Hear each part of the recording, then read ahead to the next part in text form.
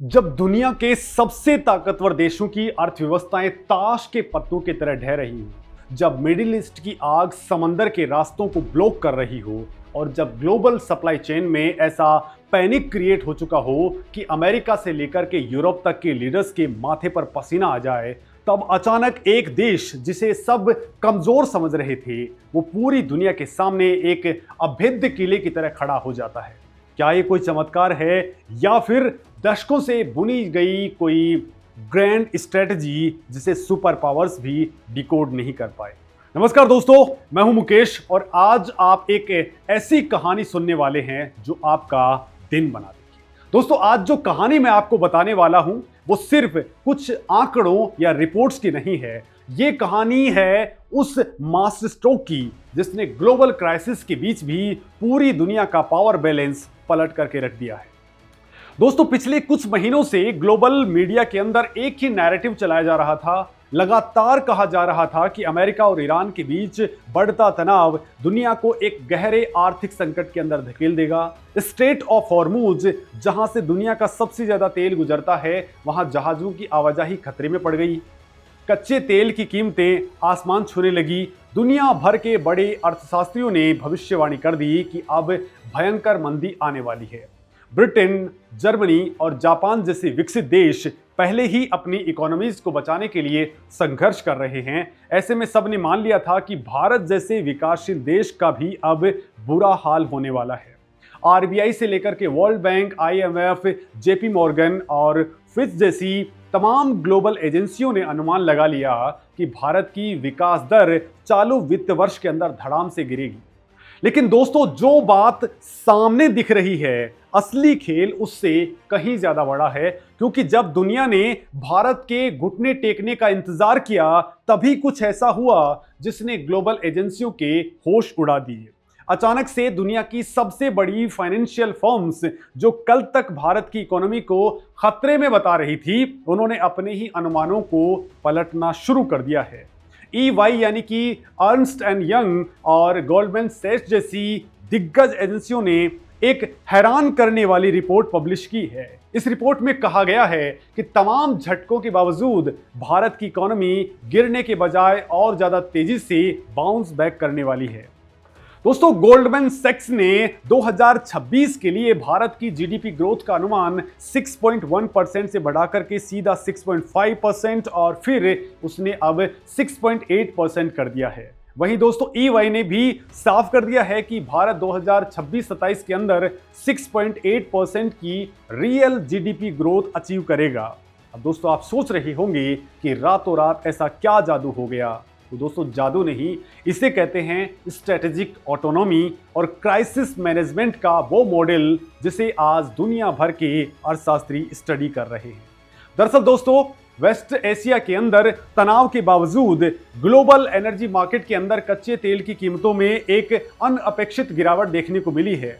शांति समझौतों और बदलते जियोपॉलिटिकल समीकरणों के कारण गोल्डमैन सैक्स का अनुमान है कि कच्चे तेल की कीमतें 2026 की आखिर तक औसतन $82 प्रति बैरल और 2027 तक $75 प्रति बैरल तक आ सकती हैं। अब दोस्तों, ध्यान से समझिए, क्योंकि यहीं पर पूरा गेम बदलता है। भारत अपनी जरूरत का 80% से ज्यादा कच्चा तेल इंपोर्ट करता है। क्रूड ऑयल की कीमतों में गिरावट का ये सीधा मतलब है पेट्रोल और डीजल के दामों में स्थिरता। दोस्तों, इससे ट्रांसपोर्टेशन कॉस्ट कम होगी और रिटेल महंगाई यानी कि खुदरा महंगाई ऑटोमेटिकली कंट्रोल में आ जाएगी। वहीं दोस्तों, EY के मुताबिक सप्लाई चेन का दबाव कम होने से खुदरा महंगाई दर गिर करके 4.5% तक आने वाली है। ये कोई छोटी मोटी बात नहीं है। जब अमेरिका और यूरोप इन्फ्लेशन को कंट्रोल करने के लिए अपनी ब्याज दरें बढ़ा करके अपनी ही इकोनॉमी का गला घोंट रहे हैं, तब भारत चुपचाप अपनी महंगाई को कंट्रोल करके अपनी ग्रोथ को फ्यूल कर रहा है। दोस्तों, इसके साथ ही ग्लोबल यूरिया की कीमतों के अंदर भी तेजी से गिरावट ने भारत का फर्टिलाइजर सब्सिडी बिल भी काफी कम कर दिया है, जिससे सरकार को राजकोषीय मोर्चे के ऊपर एक बहुत बड़ी राहत मिली। लेकिन दोस्तों, असली सवाल यहीं से शुरू होता है। क्या सिर्फ कच्चे तेल का सस्ता होना भारत की इस बम्पर ग्रोथ का इकलौता कारण है? तो ऐसा बिल्कुल नहीं है। अगर ऐसा होता तो बाकी दुनिया भी इसका फायदा उठा सकती थी। भारत की मजबूती का असली राज उसके अंदर छिपा है, उसकी डोमेस्टिक डिमांड के अंदर।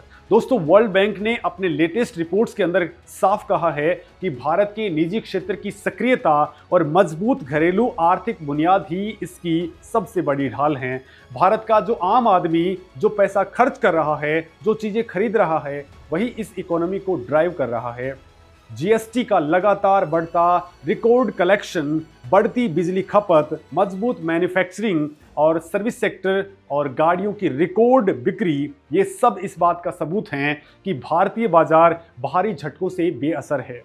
दोस्तों, वर्ल्ड बैंक के मुताबिक शहरी डिमांड के साथ साथ अब ग्रामीण इलाकों के अंदर भी खपत तेजी के साथ में बढ़ रही है। भारतीय उपभोक्ता किसी बाहरी देश के एक्सपोर्ट पर डिपेंडेंट नहीं है। हमारी अपनी ही आबादी बाजार को एक अजेय ताकत दे देती है। लेकिन तस्वीर का एक दूसरा पहलू भी है और यही वो पॉइंट है जिसे ज़्यादातर लोग मिस कर देते हैं। दोस्तों, इकोनॉमी के अंदर सब कुछ हरा हरा नहीं होता है। दोस्तों, भारत की 300 अरब डॉलर की विशाल एग्रीकल्चर इकोनॉमी आज भी बहुत हद तक दक्षिण पश्चिम मानसून के ऊपर निर्भर करती है। अल नीनो के इफेक्ट और कमजोर मानसून ने अर्थशास्त्रियों की चिंता को काफी बढ़ा दिया है। L&T फाइनेंस और क्वांटिको रिसर्च जैसी संस्थाओं का मानना है कि अगर बारिश के अंदर 10% की कमी आती है तो उपभोक्ता महंगाई 1% तक बढ़ सकती है। दोस्तों, कम बारिश अपने साथ खराब सेंटीमेंट लेकर के आती है, जिसका सीधा असर शेयर बाजार और ग्रामीण खर्च के ऊपर पड़ता है।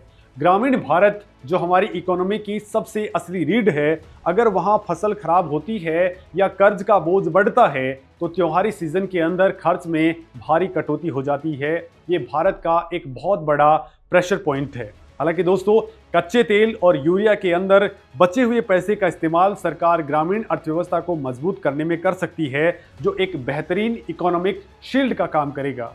अब भारत के एक और साइलेंट वेपन की हम लोग बात करते हैं जिसने ग्लोबल ऑर्डर के अंदर एक नई हलचल पैदा कर दी है, वो है ग्रीन इकोनॉमी।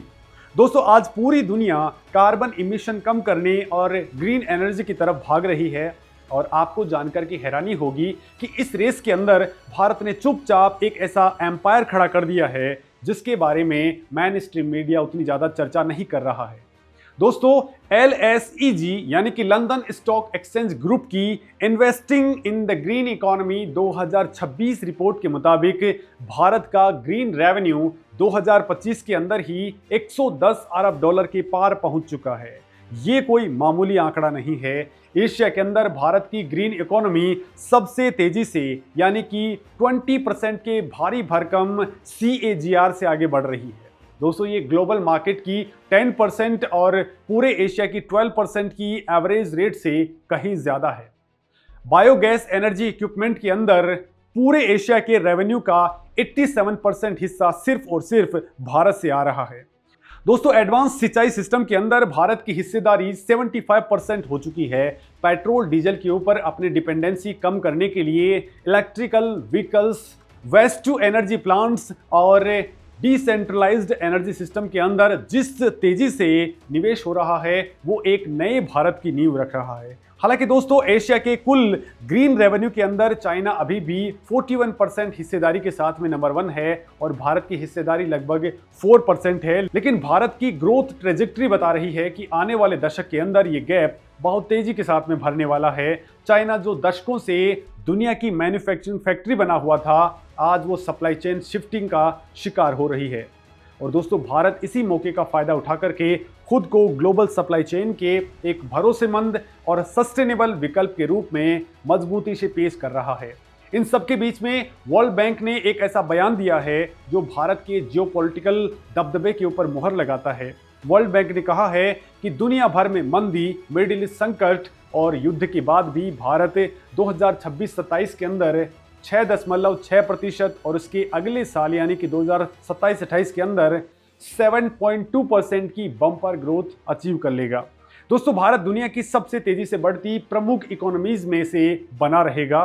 ये सिर्फ एक इकोनॉमिक फोरकास्ट नहीं है, ये एक बहुत बड़ा डिप्लोमेटिक सिग्नल है। जब यूरोप और अमेरिका इन्फ्लेशन और मंदी से जूझ रहे हैं, जब चाइना की इकोनॉमी रियल एस्टेट क्राइसिस और घटती ग्लोबल डिमांड के कारण चरमरा रही है, तब दुनिया का पैसा, दुनिया के इन्वेस्टर्स एक सेफ हेवन की तलाश कर रहे हैं और वो सेफ हेवन आज भारत बन चुका है।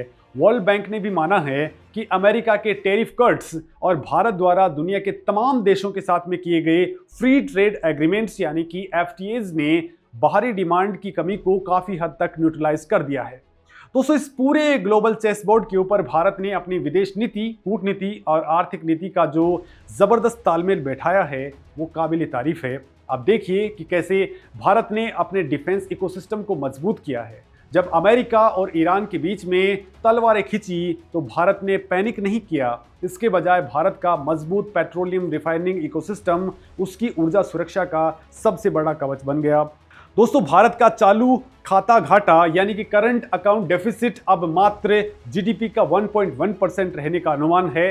बाहर काम करने वाले भारतीयों द्वारा भेजा गया पैसा यानी कि रेमिटेंस और हमारे रिकॉर्ड सर्विस एक्सपोर्ट हमारी इकोनॉमी को एक बेहतर बेस दे रहे हैं, जिससे हिलाना अब किसी भी बाहरी ताकत के बस की बात नहीं है। दोस्तों, कुल मिलाकर के कहानी ये है कि दुनिया एक भयंकर ट्रांजिशन फेज के अंदर गुजर रही है। पुराने सुपर पावर्स अपना दबदबा खो रहे हैं और नए मल्टीपोलर सिक्योरिटी आर्किटेक्चर आकार ले रहे हैं। इस नए ऑर्डर के अंदर आर्थिक ताकत ही असली सैन्य और कूटनीतिक ताकत है और भारत ने अपनी डेमोग्राफी, अपनी डेमोक्रेसी और अपनी डोमेस्टिक डिमांड के दम पर इस आर्थिक युद्ध के अंदर एक अजय बढ़त हासिल कर ली है। ग्लोबल एजेंसियों की रिपोर्ट्स सिर्फ इस बात का सर्टिफिकेट हैं कि भारत का समय आ चुका है। भारत अब सिर्फ अपनी इकोनॉमी को बचा नहीं रहा है, बल्कि वो ग्लोबल सप्लायर चेन और ग्रीन एनर्जी के सेक्टर के अंदर बहुत आक्रामक तरीके से अपना हिस्सा छीन रहा है। अब दोस्तों, आपको क्या लगता है, क्या भारत 2030 तक दुनिया की तीसरी सबसे बड़ी इकोनॉमी बनने के साथ साथ एक बेजोड़ ग्लोबल सुपर पावर के रूप में खुद को पूरी तरह से स्टेब्लिश कर लेगा? अपनी राय जरूर दें। नमस्कार दोस्तों।